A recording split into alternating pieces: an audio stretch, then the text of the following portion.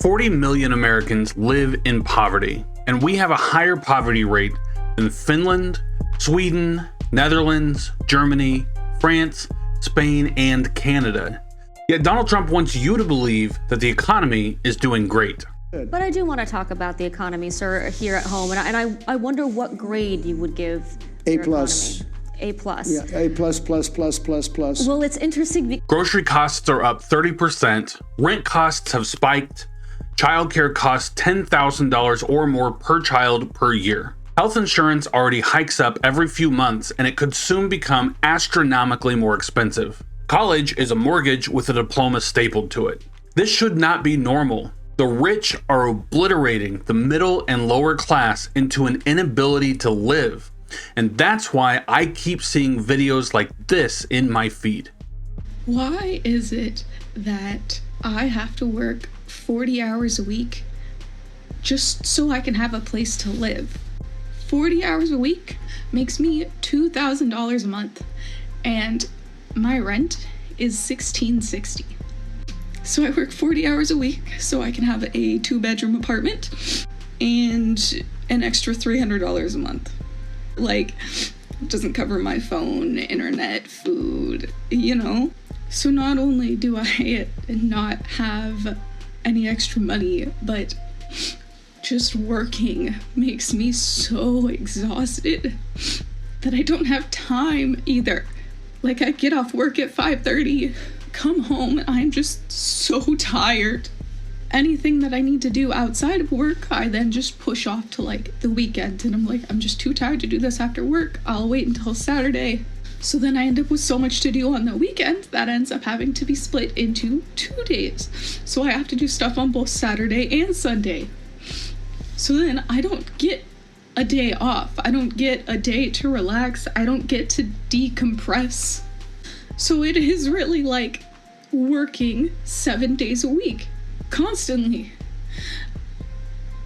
And I don't want to do that anymore, right? Like, I don't care how poor and miserable I would have to be, but I literally can't have a place to live without this, you know? Like, I don't know what to do. I'm not made for this. I don't have the money, time, or energy to enjoy my life outside of work, and I don't know what to do about it anymore, you know? I'm so tired. So while the cost of living is crushing Americans, the quality of life continues to decrease. It's not just her. I see this over and over and over again in numerous Americans. One person who won't be quiet about it is James Tallarico, running for the Senate in Texas, who puts it so well here in this video. The reason poverty exists in the wealthiest country on earth is not because we can't feed the poor. It's because we can't satisfy the rich. Elon Musk is about to become the first trillionaire. He's about to make more money than every elementary school teacher in America combined. Do we really believe one man is worth more than every elementary school teacher? Why do we have a trillionaire when there are kids without enough to eat? Why do we have a trillionaire when cancer patients are going bankrupt? Why do we have a trillionaire when veterans are sleeping out on the street? I'm all for success, but this is not success. This is hoarding. What leads a person to accumulate more money than they could possibly spend in 100 lifetimes when there are people starving in this one? The reason poverty exists in the wealthiest country on earth is not because we can't feed the poor. It's because we can't satisfy the rich. But what we can do is tax trillionaires out of existence. And use that money to guarantee food, healthcare, and housing for every single American. Meanwhile, in Washington, the one thing that never seems unaffordable is war spending. Congress just authorized about $900 billion for the next defense bill, more than the president even asked for. You can't get a break on eggs, but the Pentagon gets a raise. And while we're told to tighten our belts, the US is greenlighting tens of billions in massive support packages abroad. Tens of billions for Israel, $40 billion to Argentina, $12 billion bailout for farmers here, the ones who voted for this. But when it's ordinary families asking for relief, it's you who should budget better, or you who should skip Christmas this year. Budget, budget, budget. You need a plan. Also remember, adults don't need gifts, okay? Focus on the people in your life who are age 3 to 18. Grandma doesn't need slippers. If they don't live by you, don't get them a gift. Now's not the time to spend and break the bank sending packages across the country, Dana. Focus on the people in your life, ages 3 to 18. That's my 30 seconds for you. Yeah, that's the Christmas spirit. So 3 to 18 years old is all you should be focusing on. But even Trump says that your kids don't deserve that much either. You know, you can give up certain products. You can give up pencils. Because under the China policy, you know, every child can get 37 pencils. They only need 1 or 2, you know, they don't need that many. But you always need steel. You don't need $37 for your daughter. 2 or 3 is nice, but you don't need $37. So yeah, he says that you can go without pencils. And not a lot of Americans use a ton of pencils these days, but all he's really saying is you can go without. Your kids can go without. 2 or 3 dolls, there's people that can't afford their rent. There's people that can't afford groceries. There's people that can't afford their bills. And you want to tell them you can go without and your kids can go without. This isn't about left versus right anymore. This is the ultra-rich oligarchs versus everyone else. The top 1% own half the stock market and now have more money than the bottom 93% combined. Income inequality is at the greatest divide between the mega rich and the rest of us in American history.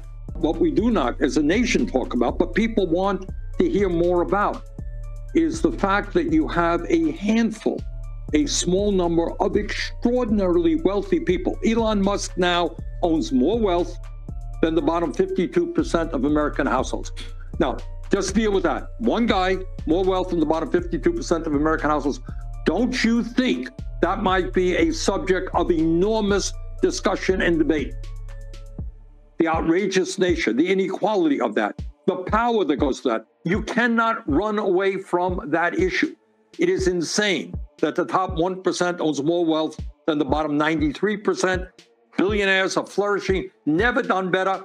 And 60% of Americans in the richest country on earth are living paycheck to paycheck.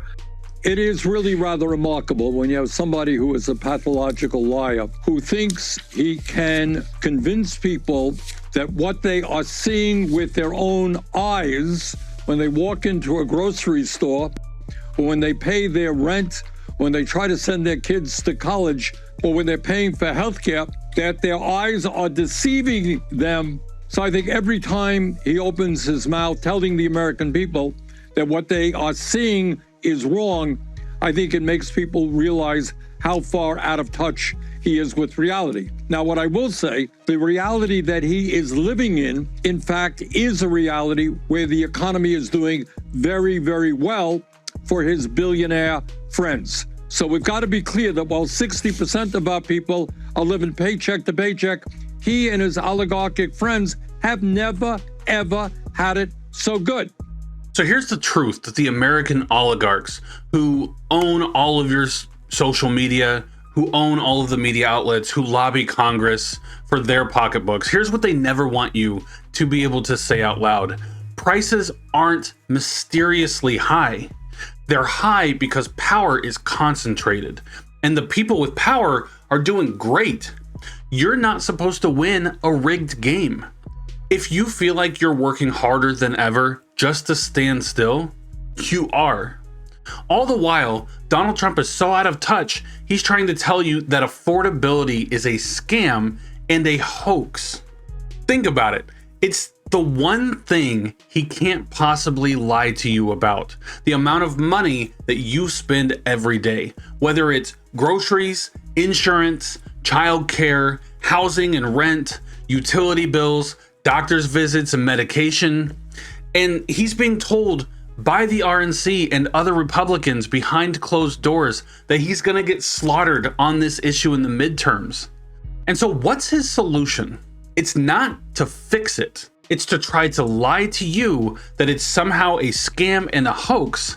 He said that it's a term that's made up by the Democrats, but he literally ran on affordability. Starting on day one, we will end inflation and make America affordable again. But the word affordability is a Democrat scam. One of my top priorities will be to quickly defeat inflation and make America affordable again. I don't want to hear about the affordability. We will make America affordable again. We're going to make it affordable again. You know, there's this fake narrative that the Democrats talk about, affordability. Affordability is a con job. We will target everything from car affordability to housing affordability. You know, this whole thing is, they use the word affordability.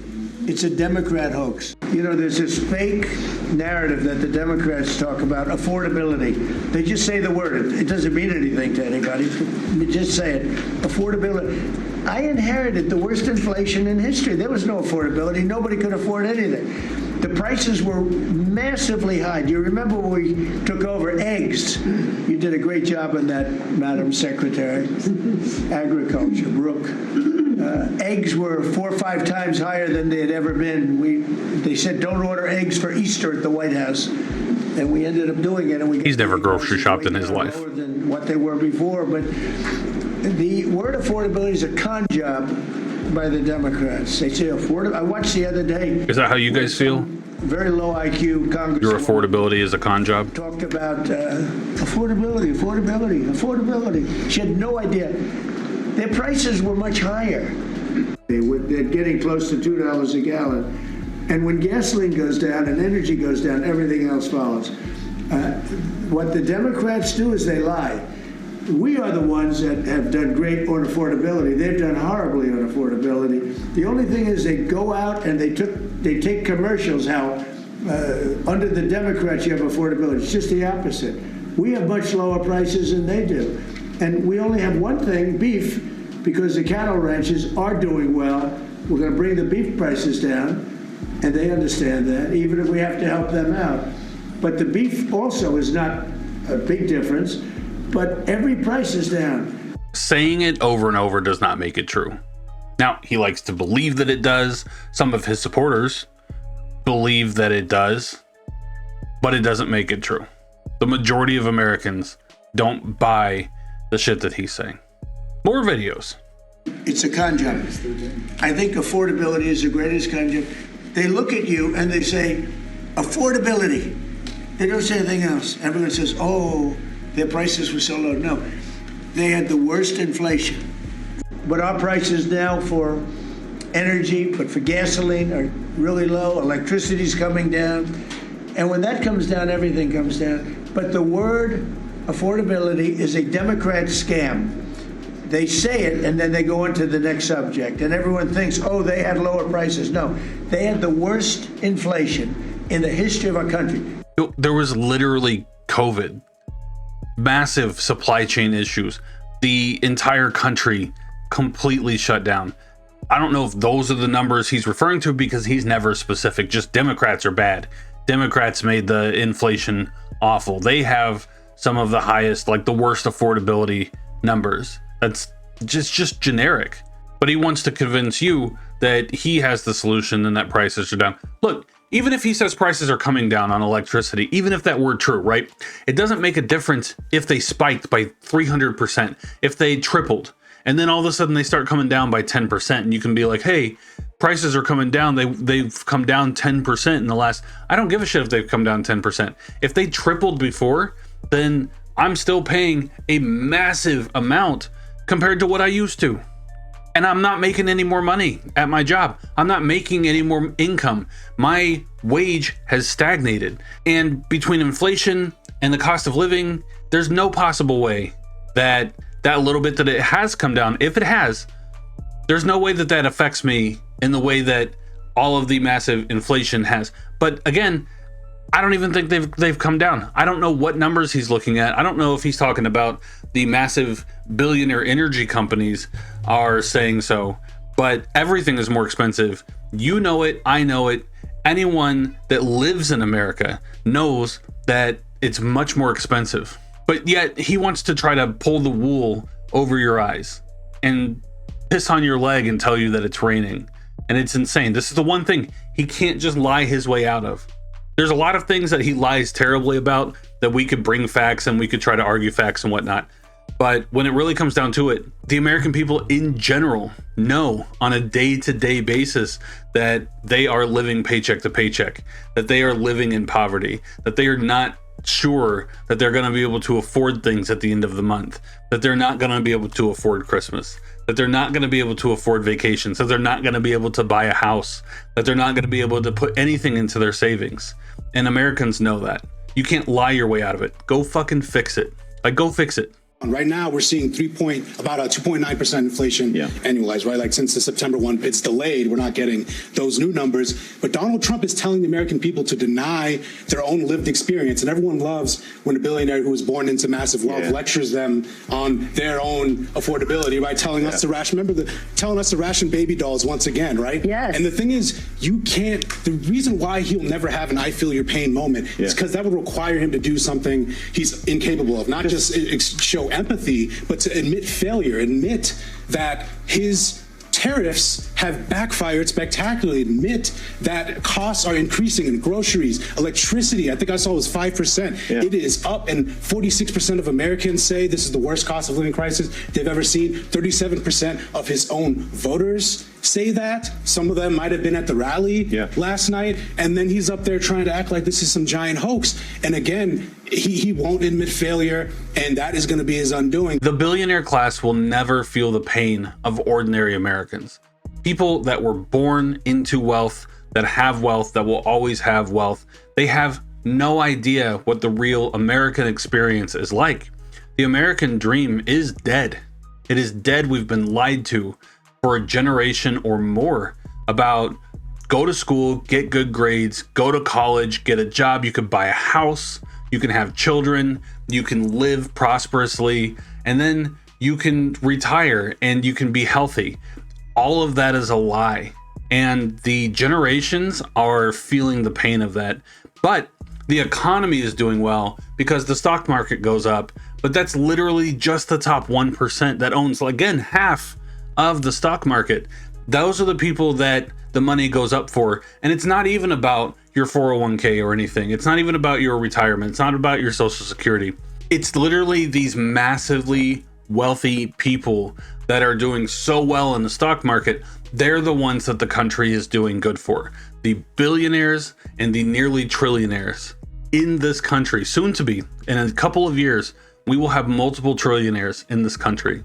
The average American is suffering for it. I don't think that this is something that can continue the way that things are. I think that the capitalist experiment is coming to an end. We're in late stage capitalism, and it's gonna start to crumble as the income wealth gap becomes worse and worse and people feel that pain more and more. There is going to be problems, and capitalism cannot continue to sustain in this manner. And on that note, as far as what solutions that they have for things that are going to be getting very much more expensive very soon, Donald Trump has been touting for 10 years that he and the Republicans have a solution to healthcare. They don't. They shut down the government for the longest shutdown in history, trying to blame it on the Democrats as far as they're taking away your healthcare. This is a healthcare problem. The Democrats just wanted ACA. That was the only thing that they wanted extended. The Republicans refused. And on January 1st, premiums are about to absolutely skyrocket. If you look it up online, there are places that are going to go to massive, massive, massive premiums to where people aren't going to be able to afford health insurance. There's already plenty of people in America that can't afford health insurance. They don't have health insurance whatsoever because they flat out can't afford it. And now you're going to be possibly kicking 24 million people off of healthcare because their healthcare premiums are going to spike so much that it becomes unaffordable. This is Donald Trump's response to that. At the end of this year, those extended Obamacare subsidies expire. What's your message to those 24 million Americans who will see their insurance premiums go up? Don't make it sound so bad, because, you know, obviously you're a sycophant for Democrats. You're obviously a provider of bad news for Republicans. So instead of solutions, it's just one, don't make it sound so bad. You make it sound bad for us. It is, and it's going to be. And two, that you're just a sycophant for the Democrats. Having bad policies and not being able to come up with good policies, the fact that that is bad for you and your party does not mean that the people asking the questions about the suffering of Americans, the Americans that are going to feel that pain when that happens, when that occurs, and the fact that you can't come up with a solution does not make them a sycophant for Democrats. That is a problem of Americans. And that is something that a lot of people are going to see. They are going to suffer through their healthcare premiums. Americans are already suffering through wage stagnation. Americans are already suffering through rent spikes, healthcare spikes, doctor appointment spikes, grocery spikes, all of these things that they can't afford a happy and healthy life. And there are other countries that we could look at that do it, that have a better quality of life. They have a longer lifespan than America does. They have better healthcare systems. They have better government systems. They have better election systems. They have better ways to take care of their people, and they are happier.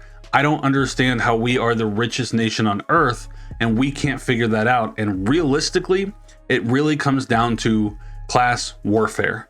It's a difference of the super, ultra, mega rich people who get to lobby our government and pay off our government. They're paid to enact policies that are best for billionaires, millionaires, companies, and other interests like that, and not the interests of the American people. Until something changes, drastically changes, then I think that we are going to continue to have these problems in America. I think there needs to be big changes in that way. So if you've made it to the end of the video and you like my content, please don't forget to give the video a like, subscribe to my channel, and I will see you next time.